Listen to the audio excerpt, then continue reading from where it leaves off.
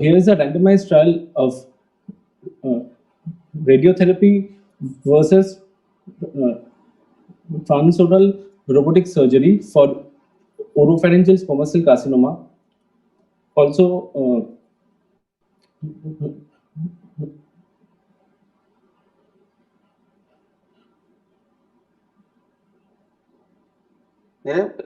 Nirav screen sharing में कोई problem है? नहीं सर ने ऑलरेडी मोबाइल से स्क्रीन शेयर कर लिया already. Okay. Yes. We can make it full screen now. Yeah, he has done also full screen, sir. Okay. Dr. But it's Abhiru? not coming. Dr. Abhiru? also known as the orator trial. This paper was done by Dr. Anthony Nichols.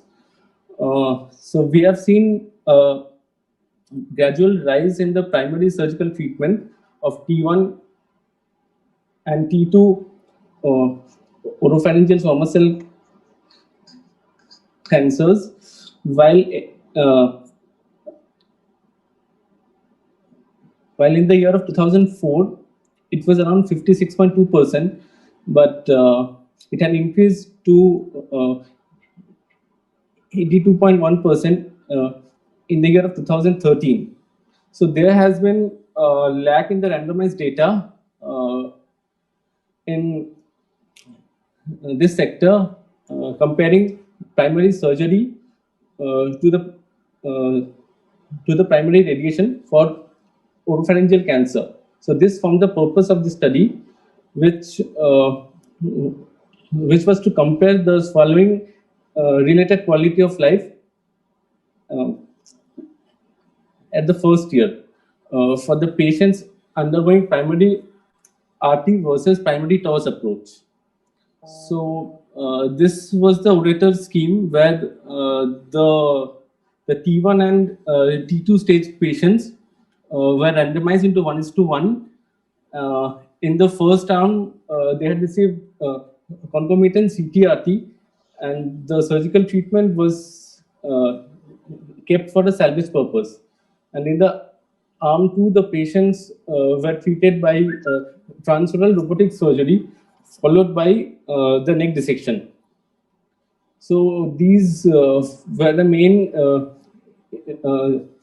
main inclusion criteria, which included the squamous cell carcinoma of oropharynx, T stage of T1 and T2,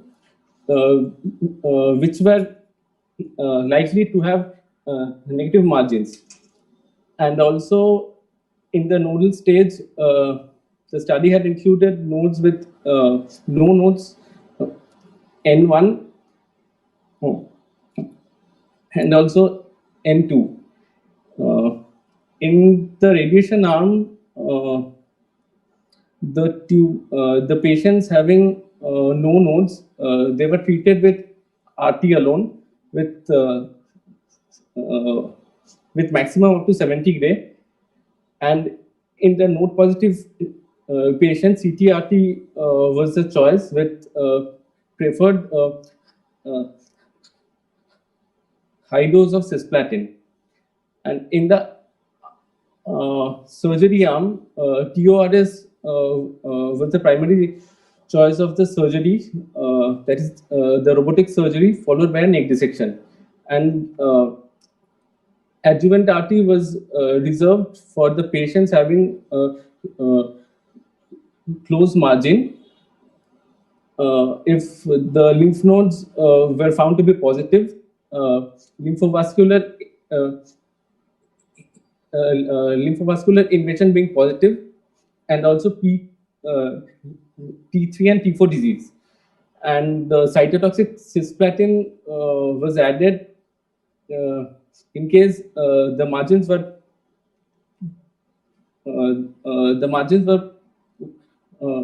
found to be positive, or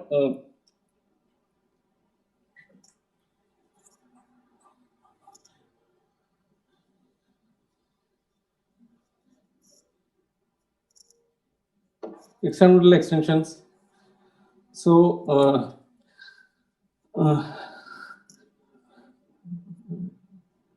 the primary endpoint was the quality of life assessment at the end of the first year, which was assessed by the MD Anderson dysphagia inventory. And these were the secondary endpoints, which were the overall survival, the progression-free survival, and this EORTC QLQ C30 scales, the patient neurotoxicity questionnaire, the audiology scales, and also the feeding tube rate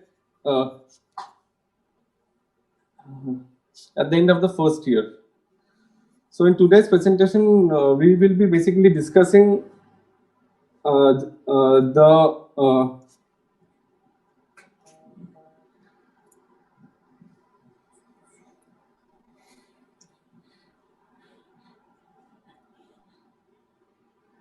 MD Anderson scores based on the treatment intensity. In view of the site of the primary tumor, the T1 and T2 diseases, and no nodes plus the nodal diseases. So the primary endpoint was a definitive swallowing related quality of life assessment with the help of the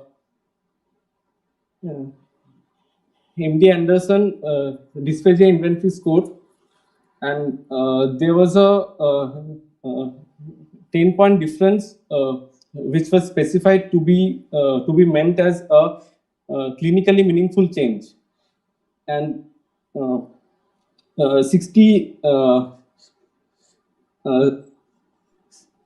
68 patients were randomized into both the arms, and the study was a two-sided study which was put under the independent sample t-test with an alpha level of 0.05, and the study was powered to 80% with an assumed dropout rate of 10%. So for the baseline characteristics, the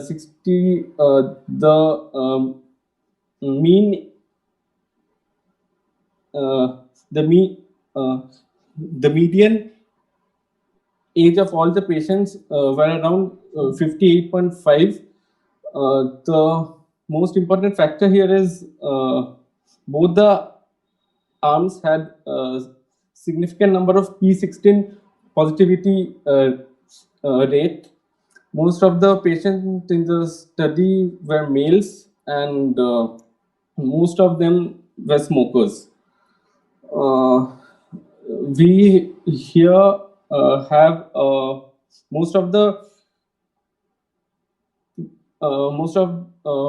primary tumor was located in the tonsil, and there were 44 patients of T1 So, stage. please try to 50. conclude. Please try to Okay. conclude. The time is a little. So what we are getting is that for the primary endpoint in the RT arm, we have the score. The score is 86.9, and in the surgery arm, the score is less. As far the scoring is concerned, if the score is more, then we have a better swallowing profile. So here we can see that. Here we can see that the swallowing, that the patients treated with RT have a lower MDA score. They have less pain, no bleeding or less bleeding, and less amount of trismus. And for the patients receiving surgery, they have less amount of tinnitus and hearing loss, and also less amount of neutropenia. So here in this box and whisker graph, we can see that the median value of the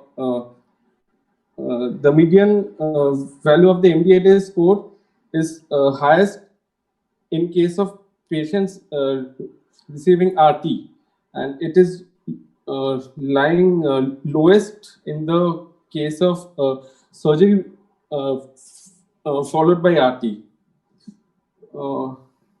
This is the difference in the MD-ADL score in cases of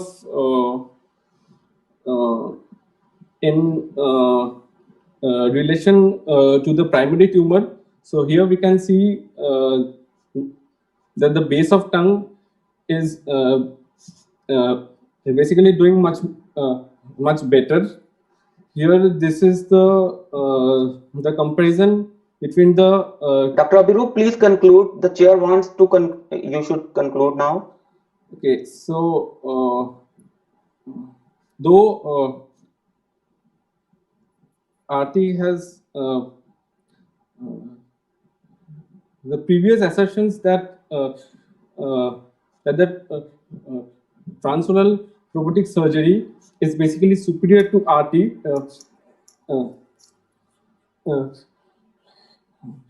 appears incorrect, and overall radiotherapy demonstrated a statistically significant improvement in the MD-ADL score, though the specific threshold for a clinically meaningful change was not met. And in the subset analysis today, we can see that RT seems mostly favorable in case of the end-class disease, and also the base of tongue tumors.